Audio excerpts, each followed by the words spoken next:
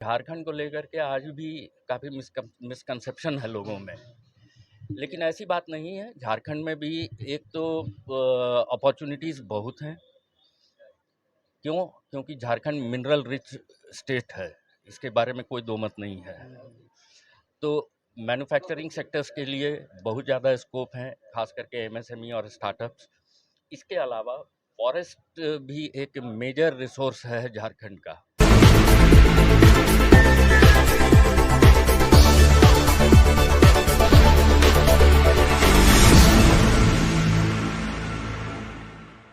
नमस्कार, नवजागरण लाइव में आपका स्वागत है। और हम अभी दिल्ली के इंडिया इंटरनेशनल सेंटर में हैं और यहाँ बिजनेस सेमिनार चल रहा है और इसमें हमारे साथ हैं वरिष्ठ पत्रकार निशित सिन्हा जी।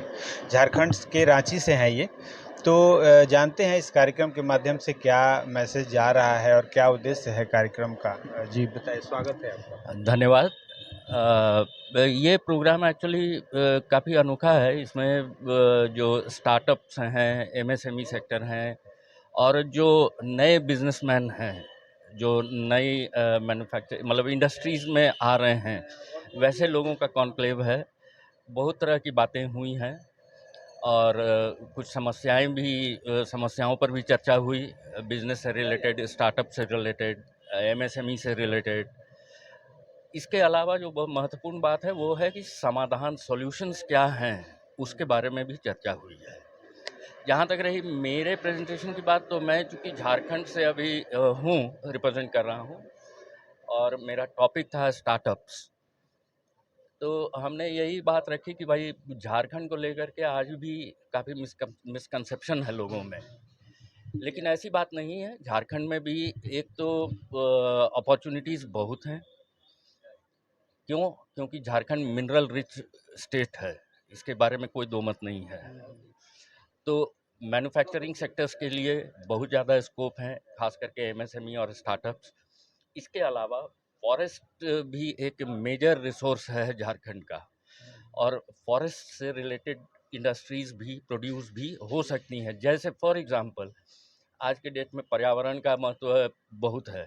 तो आप प्लेट्स जो मिलते हैं, जैसे पार्टी हुआ, फंक्शन हुआ, उसमें प्लेट, आप वहाँ सखुआ का पेड़ है, पत्ता है, उससे लोकल लेवल पर एम्प्लॉयमेंट, उन लोगों को अर्निंग भी होगी।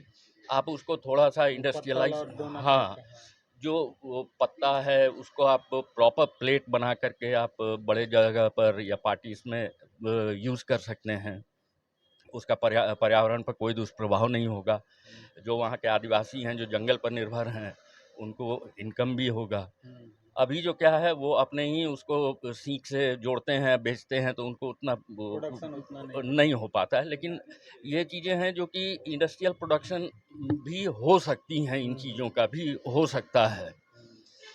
तो इस तरह की चीज़ें हैं जिसमें स्टार्टअप्स का स्कोप काफ़ी है। वहाँ टूरिज़्म का बहुत स्कोप है। तो वही हमने रखा कि भाई गवर्नमेंट भी काफ़ी इनिशिएटिव्स ले रही हैं, काफ़ी सहूलियतें भी दे रही हैं स्टार्टअप्स को। तो आप लोग आएँ और एक बार कम से कम देखें कि क्या है वहाँ, और ताकि ये मिसकंसेप्शन जो है झारखंड को लेके कि केवल मिनरल रिसोर्स बेस्ड स्टेट है, ऐसा नहीं है। अच्छा, वो जो पॉलिटिकली भी देखें तो लोगों में एक खास वो है कि वहाँ पे जो सरकार है वो नए उद्योग को लेके कितना तत्पर है और कितना सपोर्ट कर रही है। तो लोगों में कई तरह की सूचनाएं पूरी प्रॉपर नहीं पहुँच पा रही हाँ, है। ये एक मैं कहूँगा सरकार की एक ये है कि उनको भी अवेयरनेस जनरेट करना चाहिए कि जो भी पॉलिसीज़ बनती हैं उनको प्रॉपर उस, एडवर्टाइज करें। हाँ, एडवर्टाइज़ करें। और जो इंडस्ट्रीज़ हैं उसमें लोगों को अवेयरनेस जनरेशन हो कि हाँ भाई, गवर्नमेंट ये इनिशिएटिव दे रही है। इसकी जानकारी नहीं हो पाती है, ये एक समस्या है, जो कि मैं भी चाहूँगा कि सरकार इस पर ध्यान दे। और ऐसा नहीं है कि इक्का दुक्का कोई कॉन्फ्रेंस हो, इस पर सतत कार्यक्रम होना चाहिए, ताकि ऐसा नहीं है कि एक बार हुआ उसके बाद फिर भूल गए।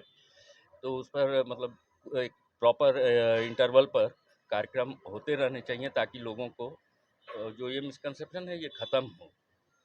चलिए ये तो एक सेक्टर रहा। दूसरा सेक्टर आप से जानेंगे कि आप चूँकि वरिष्ठ पत्रकार हैं और स्वतंत्र भी हैं, तो इसलिए कोई प्रेशर नहीं है किसी तरह का। पॉलिटिकल अभी रूप से देखें तो जो देश है वो इलेक्शन मोड में चला गया है।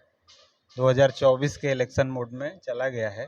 क्या लग रहा है? देखिए, इलेक्शन मोड ये अगर आप देखें तो मीडिया जो है ये शब्दावली का यूज़ करती है कि ये इलेक्शन मोड में है, तो कभी कुछ और मोड में है।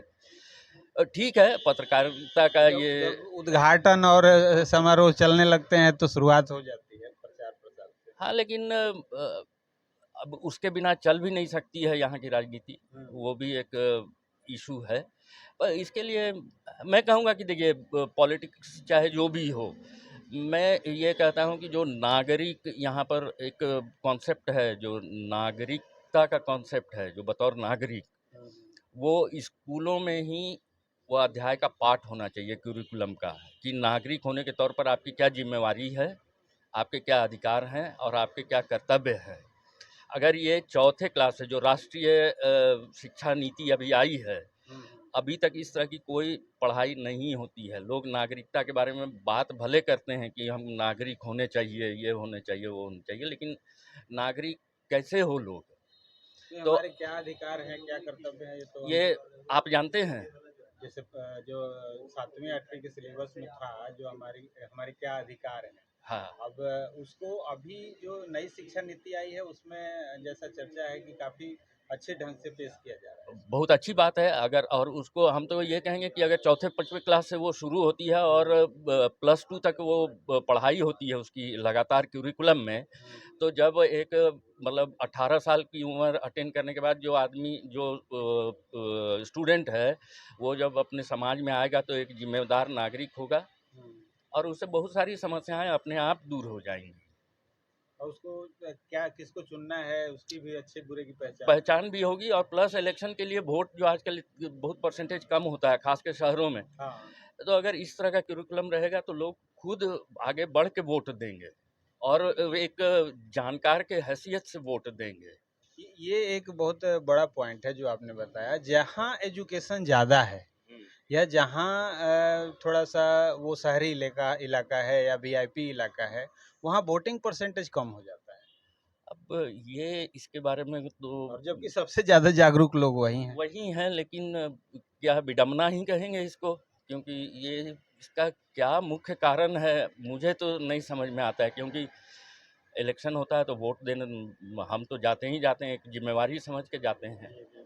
बाकी लोग हो सकता है अगर ये करिकुलम का पार्ट हो, 16 साल करीब पढ़े लोग, तो उनमें एक जागरूकता फैले तो खुद आगे।